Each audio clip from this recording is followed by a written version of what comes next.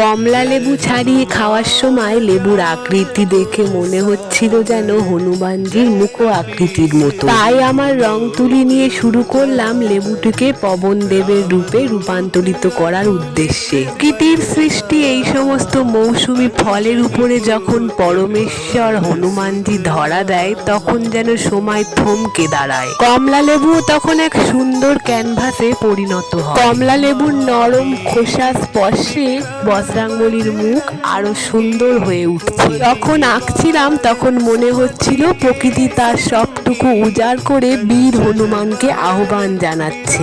কমলা লেবু পুজোর কাজে ব্যবহার করা হয়, আজ তারই বুকে আঁকলাম পবন দেবের শান্ত ও স্নিগ্ধ মুখ। এই কমলা লেবুর শিরায় শিরায় যেন পবনদূতের আশীর্বাদ লুকিয়ে আছে। লেবুর এই গেরুয়া রং ত্যাগ, সাহস ও বৈরাগ্যের প্রতীক। একটা ফল আর সামান্য কিছু রং দিয়ে যে কোনো দেব দেবতাকে সহজেই আহ্বান জানানো যায়, তা আজ নিজেই অনুভব করলাম। প্রকৃতির মাঝে দেবতার রূপ। ভালো লাগলে জানিও, কমেন্টে জয় হনুমান বলে যেতে ভুলো না।